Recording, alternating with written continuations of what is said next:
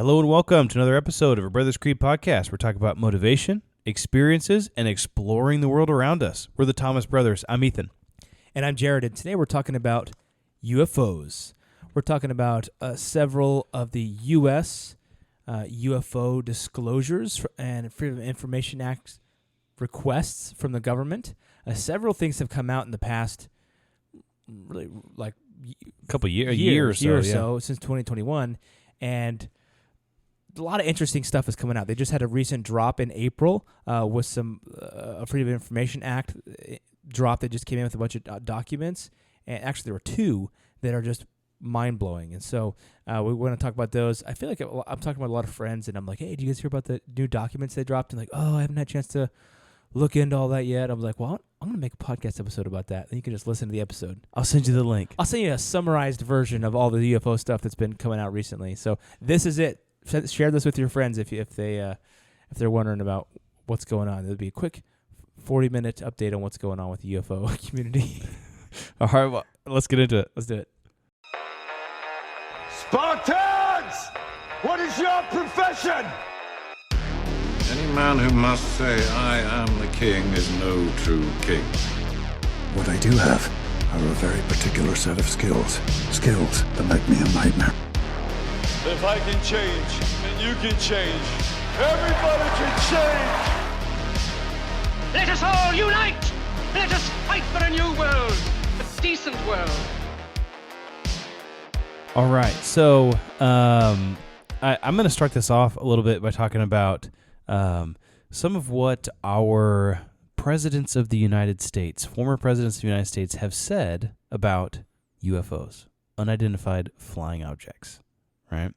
So, or what some people call them, unidentified aerial phenomena. Yeah. Well, did you hear what Biden said about them? No. What did he say? He said, I can sum up what UFOs are in one word. I was going to... International pressure. Very, very clear. Very clear what he said. So, it's actually kind of interesting. Trump was actually doing an interview, and relatively recently, within the past year, this was after his presidency, and he was asked about aliens and extraterrestrials and visitors and everything else, and he said that he didn't want to ruin anyone's fun, but that he was not such a believer. That's what he said. But he probably had to say that.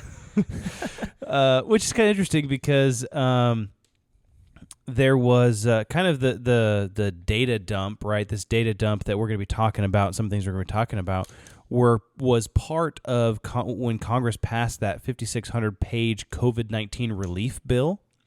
There was a provision in there that called for the release of UFO-related document disclosures.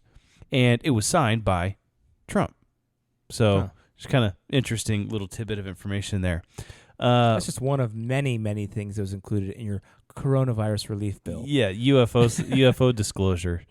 So former President Barack Obama said that he was talking about recent UFO sightings by the Air Force and by Navy pilots and explained that, it is true that there is footage, and this is a quote from him. He said, "What is true, there's footage and recordings of objects in the skies that we do not know exactly what they are." And then he went on to say, "We can't explain how they moved.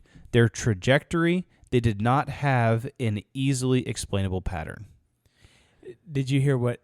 That's interesting. Did you hear what the story about when Will Smith took his kids to the White House? So Will Smith took his kids to the White House, and they were in the Situation Room, or the War Room or whatever, Situation Room, and he was like, "Do you have any questions?" And Jaden, Will Smith's son, was like, "Yeah, are aliens real?" And his dad's like, "Son, I told you not to ask stupid questions like that." And Obama just said, I could neither confirm nor deny that. Where them aliens at? But he said, but if there were aliens, this is the room where we would deal with those kind of conversations, you know? Interesting. So a couple other presidents that had actually their own encounters. Jimmy Carter told the story of when in 1969, while in Georgia, he experienced his own encounter with an unidentified flying object. He said, I was outside a school lunchroom one night right before sundown. He said it was getting pretty dark, and we were getting ready to eat supper.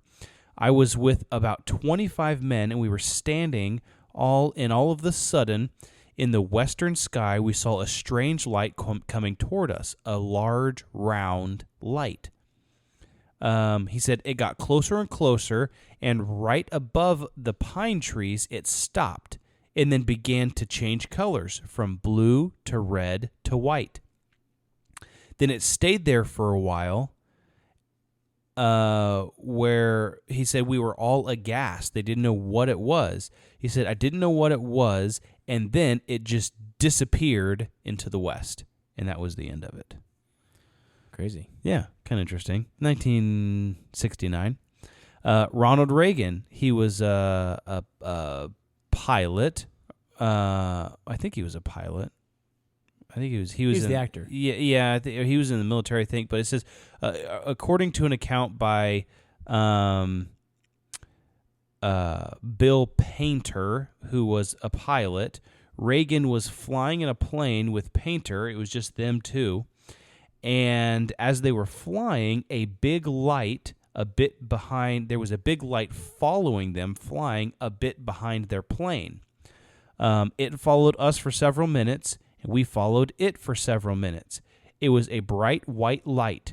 We followed it to Bakersfield, and then all of a sudden, to our utter amazement, it went straight up into the heavens and disappeared. Wow. Yeah. So that's nuts, man. interesting, you know? Yeah. What are some commonalities between those two? Bright lights and strange flight patterns. Yeah. Right? And both of them, they just disappeared. Zoom, one place, gone. Something that we, maybe we have the technology for, but certainly not. Maybe back not. In the And the thing is, 70s and 80s. that's the exact same thing that Obama said, is Yeah. that there are things flying out there that we don't know exactly what they are.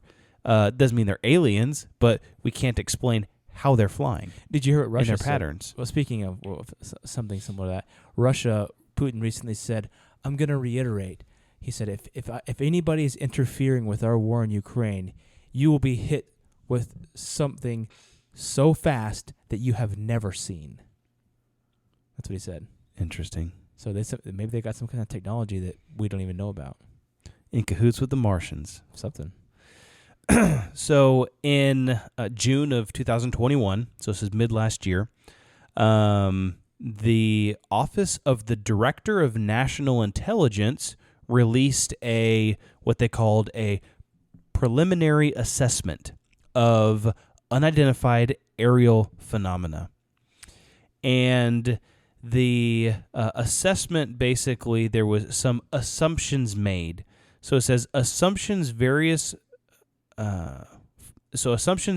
are that various forms of sensors that register UAPs or unidentified aerial phenomenon generally operate correctly and capture enough real data to allow an initial assessment, but some UAPs may be attributed to sensor anomalies.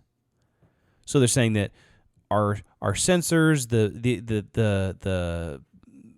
our ability to track these things are good enough to get a preliminary assessment, but our tools might be a little bit faulty. Yeah. Right? So basically it goes in, and this was an executive summary, and these were some of the high points of the summary. So it says, the limited amount of high-quality reporting on unidentified aerial phenomena, UAPs, hamper our ability to draw firm conclusions about the nature and the intent of UAPs. In a limited number of incidents, UAPs reportedly appeared to exhibit unusual flight characteristics. That's what we talked about before. Unusual flight patterns, up, side, quick, here and there. These observations could be the result of sensor errors, spoofing, or observer misperception, observer misperception, and require additional rigorous analysis.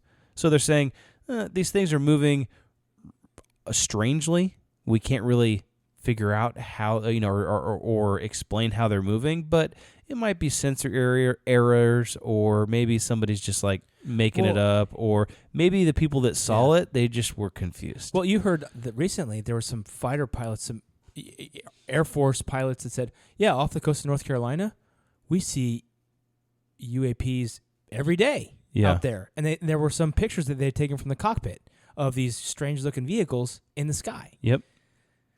Every day. Yeah. And I can't believe the government's still like, oh, well, maybe it's just it's weather kinda, balloons. It's kind of interesting because in me reading through this, I was just like, man, it's like they're telling you that, yes, they exist, but maybe not. It was just kind of like, yes, but no.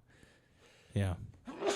Well, there's no actual evidence. Yeah. They exist, but we can't prove that they are real, but we can't prove that they're not real. So one of the last things that it says is there are probably multiple types of UAP requiring different explanations based on a range of appearance, behaviors, and available reporting. So basically they're saying they're not all the same. They're all different to a certain extent. UAPs, this was kind of their analysis coming to a head. UAPs, unidentified aerial phenomena, clearly pose a safety or flight issue and may pose a challenge to U.S. national security. Yeah, interesting. Well, I'll read you something that Harry Reid said later, more recently about that. Yeah. So, there's so much there. One of the things I find fascinating is that USOs, unidentified submerged objects, where these are things where people see these UFOs going into the ocean or into the water. That is kind of, I don't know what it is, but it seems like a little more terrifying to me. Atlantis. Yeah, they're underwater somewhere, especially off the coast of California near the Catalina Islands. Yeah. Tons of UFO and USO activity out on that way. Well, you would think that, we have cars that can go on the road and then on the water. You would think that maybe if these UFOs or whatever did exist, that they could have, multiple abilities to go underwater or in the air or in space or whatever else. Obviously, they're airtight, right? Yeah. And what a perfect place to hide other than under the water. Yeah, a place that we only have ever explored 10% of the oceans anyway. Yeah. So this is all on the heels of there was a guy that his name was Luis Elizondo, and he ran a program at the Pentagon called the Advanced Aerospace Threat Identification Program, also known as ATIP. And he ran this program from 2007 to 2012. Now, he left, and in 2017, he released several videos from that program. He resigned from the Pentagon basically because they weren't doing squat about all the stuff that they were finding. He released several videos which are fascinating. The probably most well-known one was the Tic Tac UFO, and this is one where several fighter pilots, they caught this on radar. Several fighter pilots saw this, and one was coming in, and it was kind of banking, and he saw that there was like this Tic Tac shaped UFO right above the water, going back and forth, back and forth, back and forth, and then it rose up, and then it just shot off at speeds that were unbelievable. And I think those pilots have come forward and confirmed that. The Pentagon even came out and confirmed that was legitimate. It did happen. And so that's very interesting. So this ATIP program, there's a British tabloid that is called The Sun, and they did a Freedom of Information Act 4 years ago about all the documents from ATIP. And guess what? From the U.S. From the U.S. And guess what? It just came out. They just were released on April 4th. 1,574 pages were released. So they haven't actually released, the tabloid is the one that has all the information. They haven't released all those documents yet, but they're kind of dripping them out as we come. So hopefully, They got to make their money. yeah. But some of the stuff that has come out is very interesting. So the report talks about encounters with UFO have reportedly left Americans suffering from radiation burns, brain and nervous system damage, and even unaccounted for pregnancies. So that's bizarre. The report contains the biological effect on humans who encounter UFOs, the study on advanced tech, and also there's some information there about advanced tech, like deep space travel, colonization, that kind of thing. One of the examples in here, it talks about, there was a report titled Anomalous, Acute, and Subacute Field Effects of Human and Biological Tissues. So this report specifically states that people who have been injured when in close proximity to advanced airborne vehicles, most likely linked to electromagnetic radiation of a propulsion system. So these are some of the symptoms: burnt skin, heart palpitations, nosebleeds, fever, nightmares, hair loss, headaches, lost time, these types of things. There's interesting. One of the things that they said was there's sufficient incidents and accidents have been accurately reported and medical data required as to support the hypothesis that some advanced systems are already deployed and opaque to the full U.S. understanding. So some type of advanced propulsion system is causing these issues, and the U.S. has no idea what's going on. It goes on, and it's something that multiple people have in common that have had these encounters. Oh yeah, it's not just like, oh, this one person had a headache and this other person had burns or whatever. It's probably I don't know the specific numbers, but they're very common amongst people who have had these quote unquote encounters. Yeah. How do you explain that? Exactly. And actually on one of the pages they rank all these symptoms. The symptoms that I read off, those are the main ones. There was one respondent that said that they felt a symptom of euphoria. That was only one person that had responded. Was that before or after being probed? I'm not sure. I guess it depends on the person. It says the report said it had 42 cases from medical files and 300 similar unpublished cases where humans had been injured after anomalous encounters. So very interesting. And it says that the medical analysis, while not require the invention of an alternative biophysics, do indicate to I don't know why this is all weird. This quote is weird. The use of unconventional and advanced energy systems. Some of the more strangeness that I found in these documents was the report also said that people encountered apparent abductions, unaccounted for pregnancies, sexual encounters experienced, or telepathy, and perceived teleportation. So one of the interesting things is that they use to rank these different experiences. Many people are familiar with the close encounter ratings.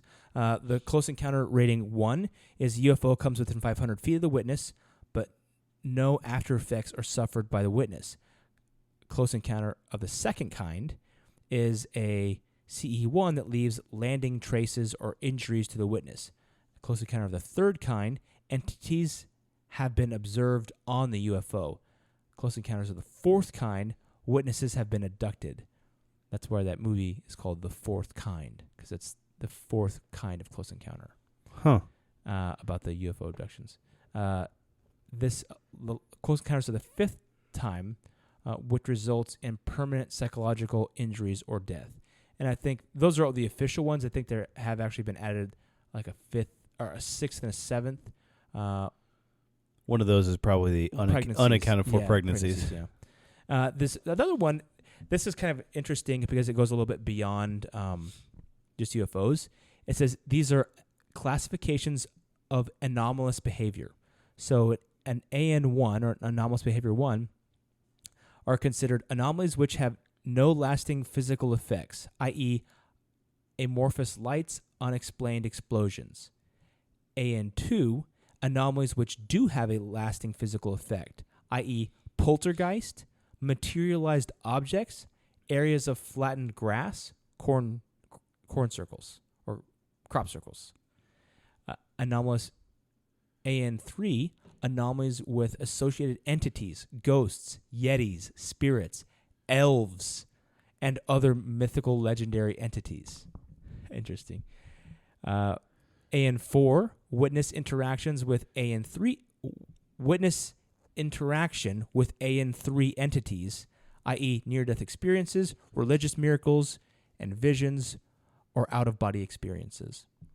Remember whenever we were little, living in the room, and I used to have that dream that like elves would come out of the closet and they'd walk around, and then they would like pick up stuff from our room and take it into the closet, and they were like building something. Oh yeah. I like kept having this dream. It was such a vivid dream or whatever, and I'd wake up and I could have swore that it was real. I was like, man, these elves are building something in the closet, and they'd come out, and I don't know. The little cobbler elves. Luckily, they were benevolent. Yeah, seriously. So maybe I could say I've had an AN3 experience. AN3, yeah. That would be an AN3 experience. Yeah. So AN5 is anomalous reports of injuries and death, i.e. spontaneous human combustion, unexplained wounds, as well as permanent healing that results from a paranormal experience. Is that like Benny Hinn getting up there and you're healed?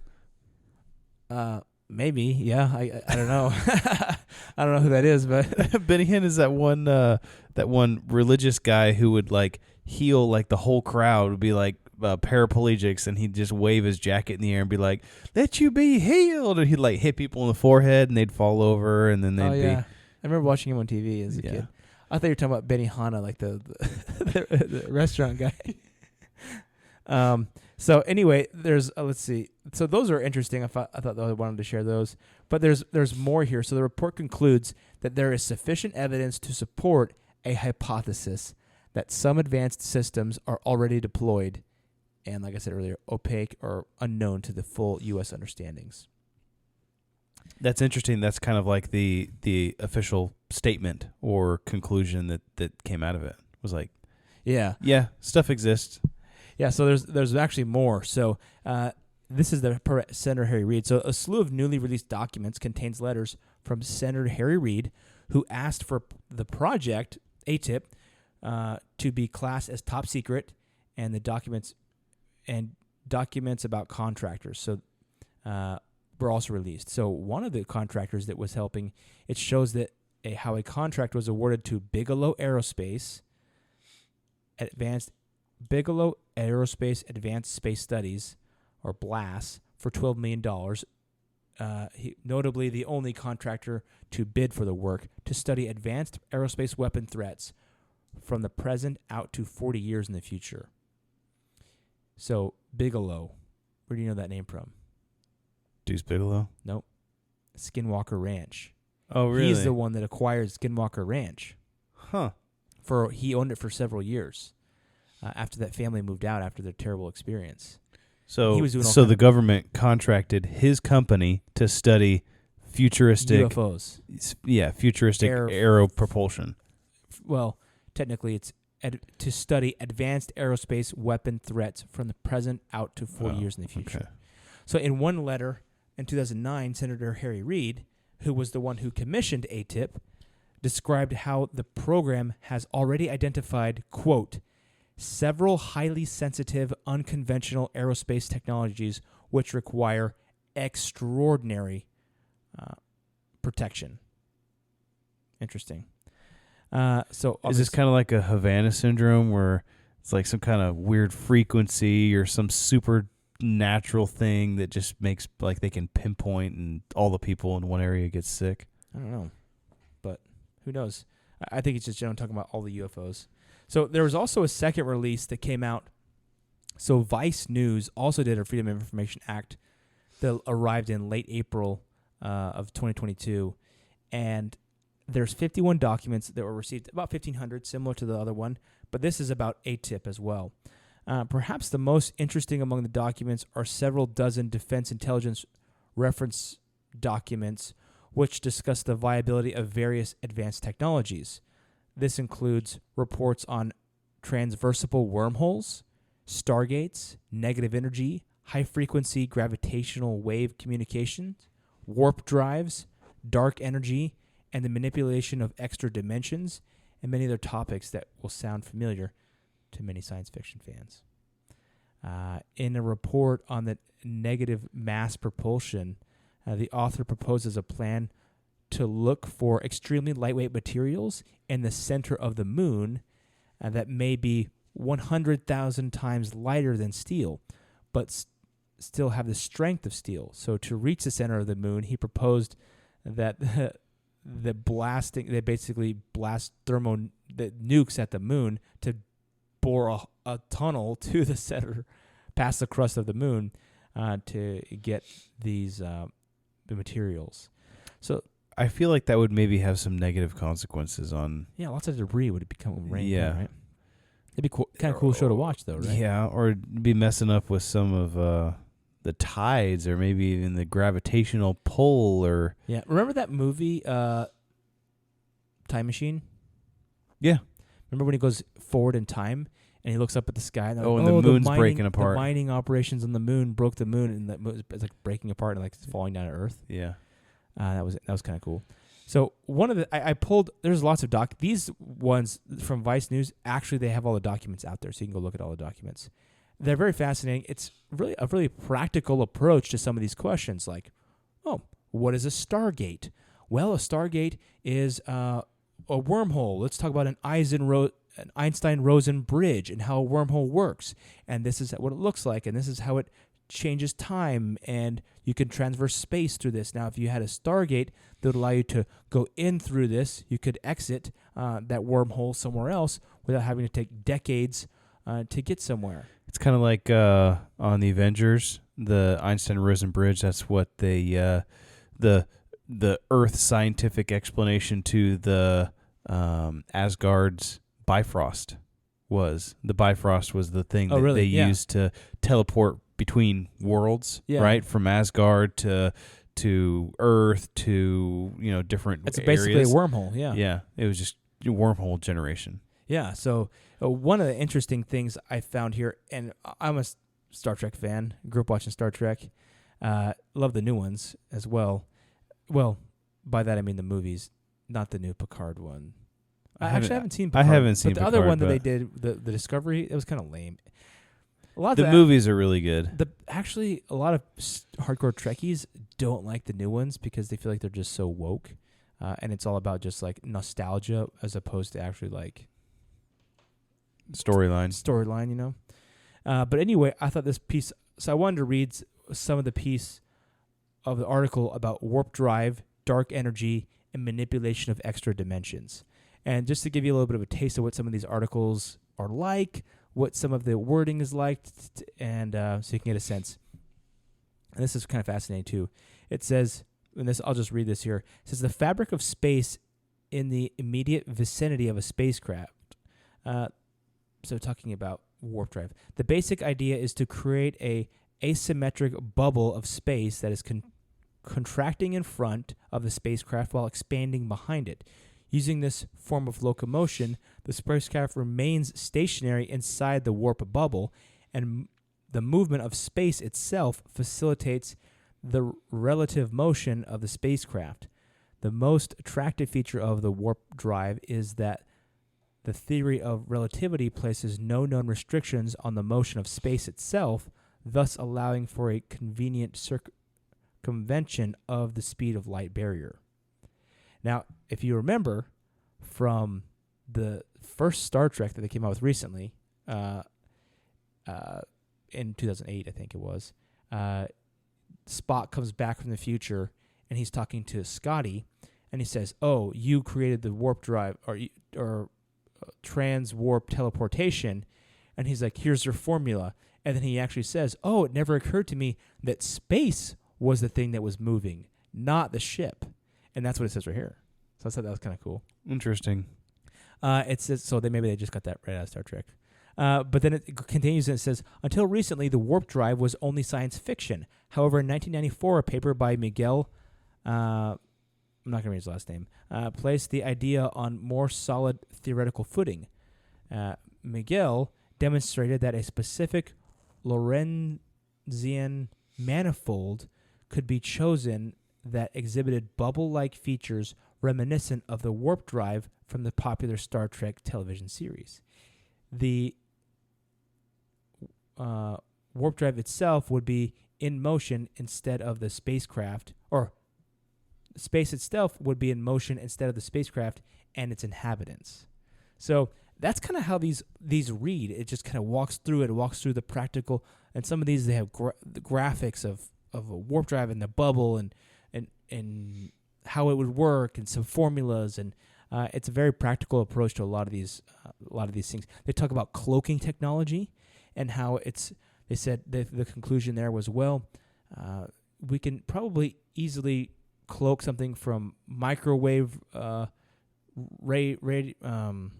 like radar and maybe just regular radar, but to cloak something visibly would be incredibly difficult because they said that you'd have to get something that reflects light at like the speed of light almost. And so they talk very practically about these different technologies and how whether it's possible or not possible or what they could do. It's interesting as you were talking about that, moving at warp speed and kind of creating a bubble around the vehicle that you're moving warp speed at.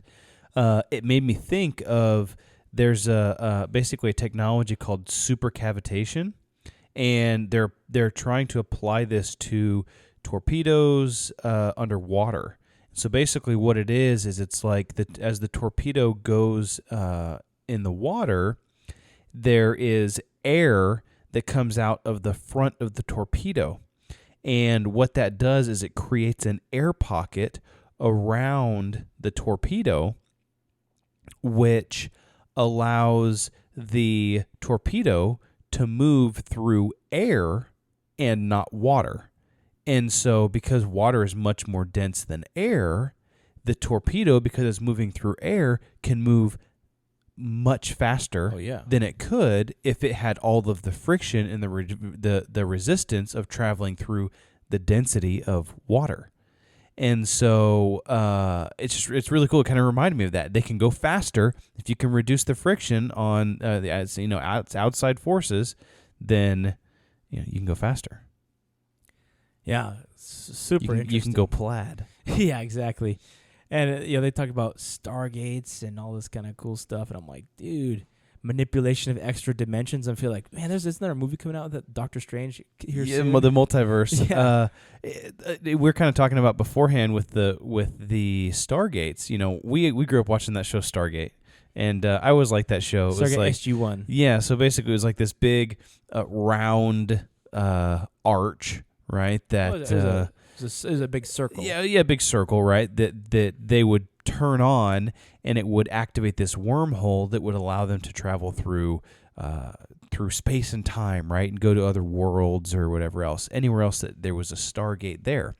Well, it's kind of interesting because there's a theory about one of the reasons why the United States went into I think it was Iraq. We went to Iraq first, right? So they went into Iraq, and the whole thing was, Iraq has nuclear weapons, right? We need to go into Iraq, and we need to take away their nuclear weapons because they're going to use them against the United States and the world. Well, come to find out, they didn't actually have any nuclear weapons, right? That we eventually, as the people, ended up finding out. Well, there's I don't want to say conspiracy theory, but there's a theory out there that there is a Stargate in Iraq that they unearthed, right? And that they were able to, they were getting close to activating, and that if they were able to potentially activate the Stargate, then they could potentially have, intergalactic travel or whatever else it might be. And so the theory is basically that the U.S. went in under the guise of, we got to take these nuclear weapons away from them, when really they were just trying to gain control of what this so-called Stargate and see what was going on. Well, that Iraq area is where the ancient Sumerians were from. And there's tons of archaeological Sumerian ruins and stuff there that show and they even show depictions. There's even ancient the Anunnaki. Yeah, there's ancient cave drawings and archaeological sites that have carvings of visitors from another world, or they actually have depictions of a Stargate and traveling from one world to another world, and it's like pictures of what we know today as like airplanes and ships and UFOs. Yeah. How do you explain all that? Do you remember? There's a documentary on Netflix, and he also was on Joe Rogan.